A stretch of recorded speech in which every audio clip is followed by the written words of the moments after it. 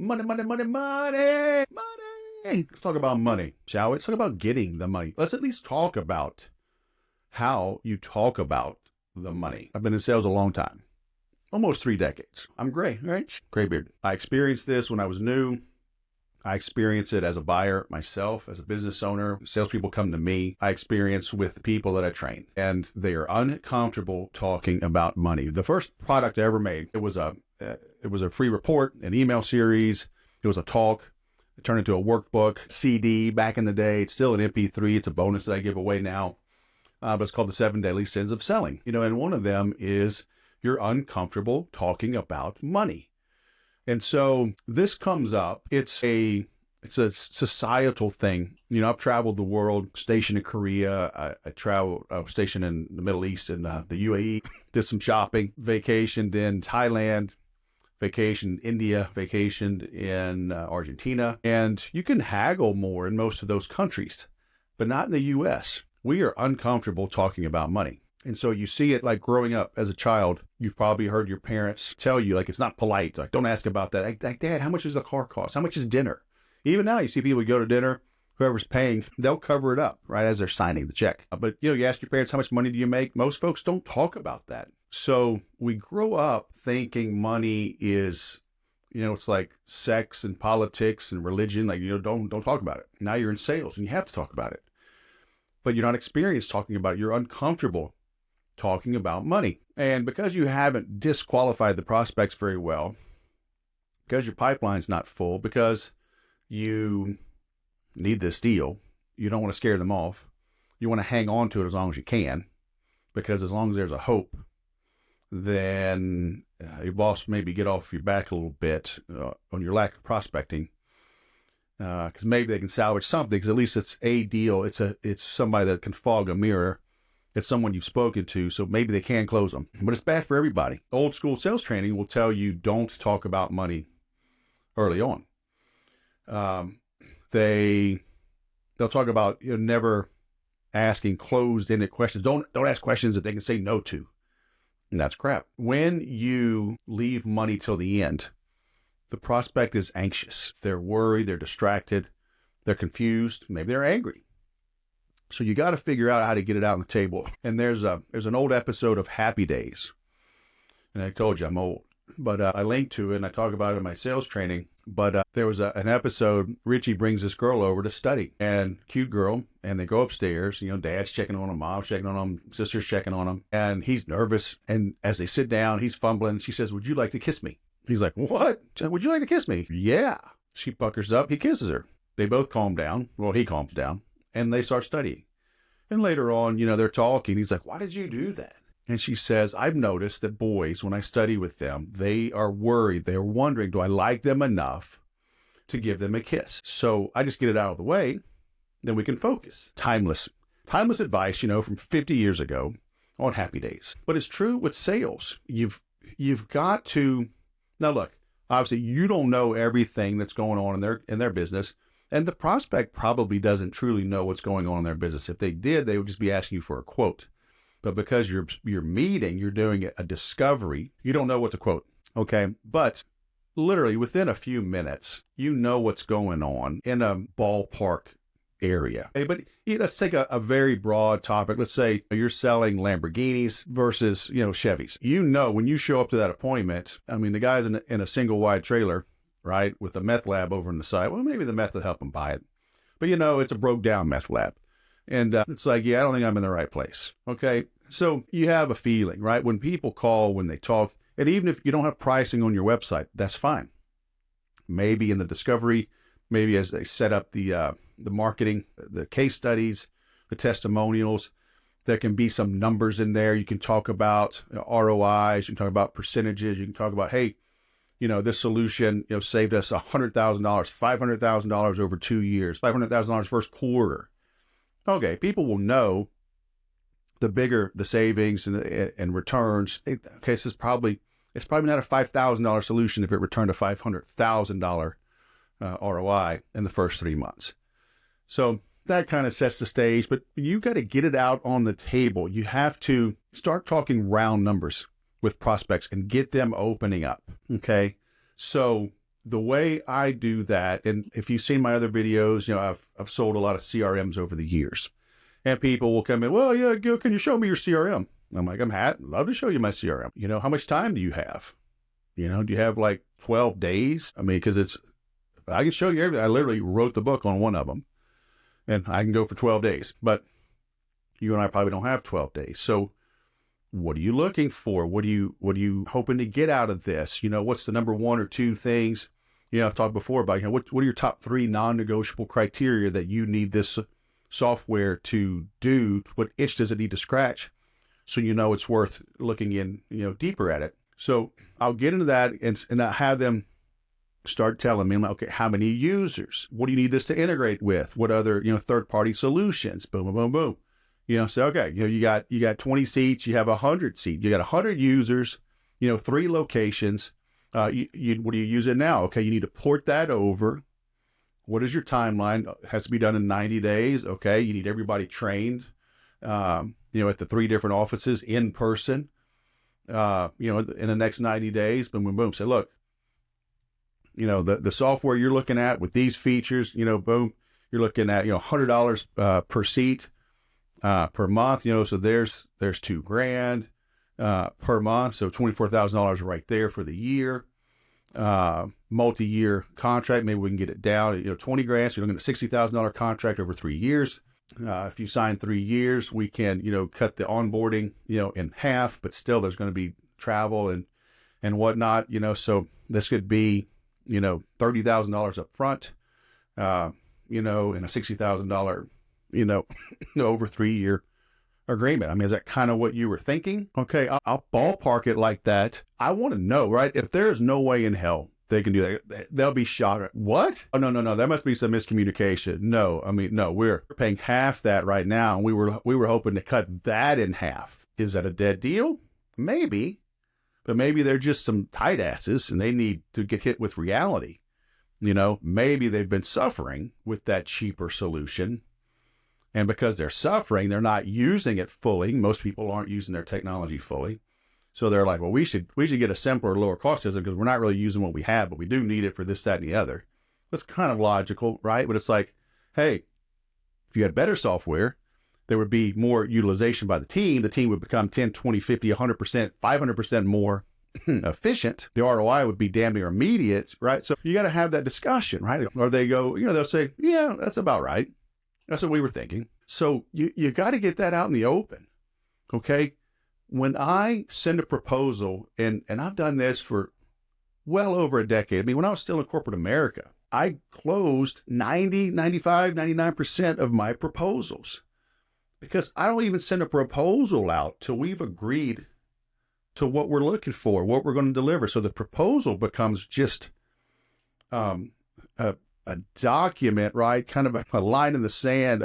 It's just the documentation of what we're going to deliver, and we're formalizing the understanding. But most people will talk, and I've seen them take a week or 2 to send over a proposal because they're worried. They didn't talk about what the heck was going on, what was truly needed. They have no idea on budget. So the prospect is losing sleep, or the salesperson is losing sleep, bringing the team in, the boss, operations, finance, whatever, trying to do research and maybe work some back channels. And like, what the hell? Now the prospect, they're confused. Maybe they put it on the back burner.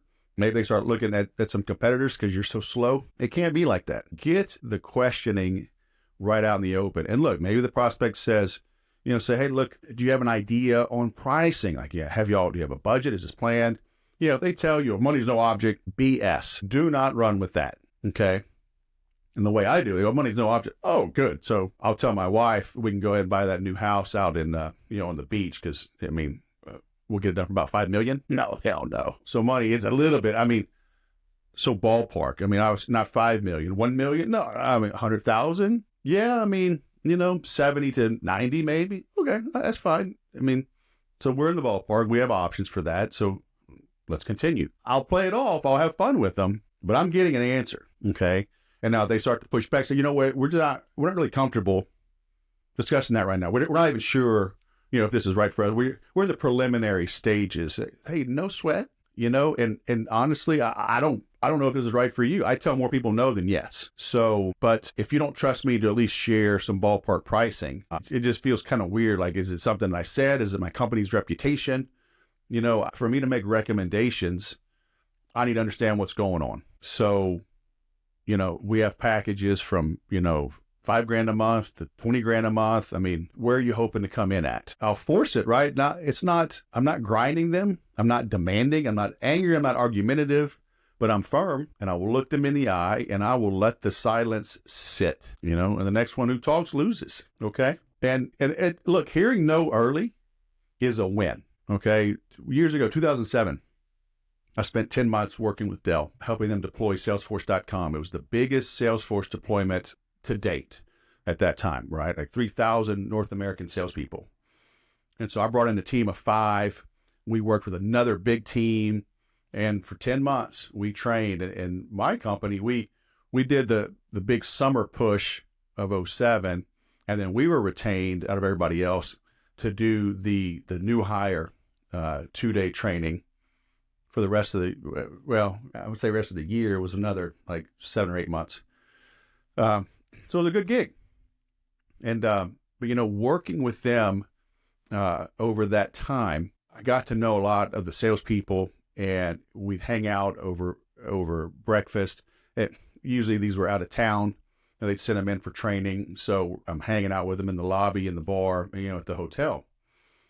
And hey, if you want honesty out of somebody, hang out with them at 10 p.m., 11, 12 a.m., get a few drinks in them. And one time, I didn't even do this, right? I went out with my employee. We came back from dinner, and it wasn't that late, 9:30, 10 o'clock. And I see a big group of the guys that were in our class at the bar. And come on over here, Wes. And they were already lit.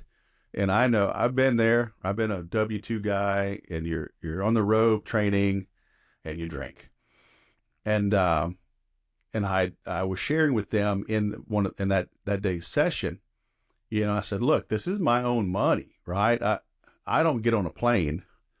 So I don't even get in my car to drive 10 minutes across town unless I know I have a good opportunity, unless I've disqualified the crap out of it, right? And this guy, he'd had quite a few. He's like, man, you were right about that. He's like, now these guys had huge territories, right? They'd cover multiple states. He's like, yeah, I've flown down to, different states. I've gone to the meetings, had no reason being there, no business being there. Wasn't qualified, didn't know anything, but I just went because it's not his money. So, the reality though is his money. Even if you're a W-2 salesperson, okay, great.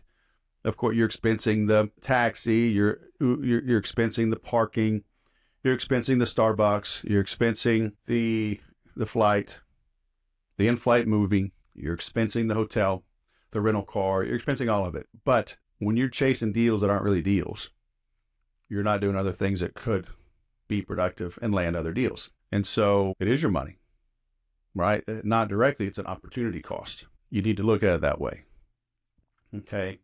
Be diligent, be determined, be confident, be aggressive in protecting your own time, right? Now, how you do that, I don't like being aggressive with the clients and the prospects, but you get my point. Be dogged, pig-headed, stubborn, stingy with your time. Ask hard questions, get the prospects to answer them up front. Hearing no early is a win. If you do that, if you could at least start ballparking early in the conversation that the prospect understands, round figures. Like, are we talking Chevys here? We talking Cadillacs? Are we talking Mercedes? Are we talking Lamborghini? Okay, at least understand where they are, small, medium, large, extra large. Get that out in the open. Now you can start chipping away at that. Now there's an understanding about, at least an agreement, a comfort level of what they're talking about. And now when they start talking about their own numbers, they're doing 10 million a year, and this issue, is hurting them. It's affecting 10% of income. Okay. Well, or, gross. Well, that's $1 million. If you can't get them to admit that, and you go and quote $1 million, and let's say that $1 million proposal you give them has, a 1-year ROI, a 6-month ROI. So now they're doubling their money every year, or twice a year, right? With your solution. They're fools not to go with that. But if they haven't verbalized and quantified the impact of their pain, whatever proposal you give them, they're probably going to fight it because it's going to come as a shock. They can't tie it to anything. Talking about anchoring with pricing, or they call it a red herring, where you'll see, the beginner package is $100 a month. The Big Daddy package is $1,000 a month. Well, the medium, right, the Goldilocks, just $150 a month, just $250 a month, whatever. So it's a good bit more than the beginner, but compared to the Mac Daddy, it's a 70, 75, 80% savings, right? And so people rationalize it in their minds, go, well, I mean, we need more than just the basic. And we're not being so crazy and extravagant as to buy the Mac Daddy. So, I mean, this is 80% less than the Mac Daddy. So, I mean, we are being frugal and prudent and being good stewards of our company's money. So they got to anchor it to something. I want to anchor my quote to the pain that they're feeling. That is, and a lot of times they have not quantified it. So you've got to be comfortable digging in, asking tough questions, and waiting for the answers. Even if they need to reschedule, you've got to tell me, do you have that pain? And is the pain big enough to justify the investment in what I sell? Okay, that's how you close big deals. I guess no big deal. Takes some getting used to.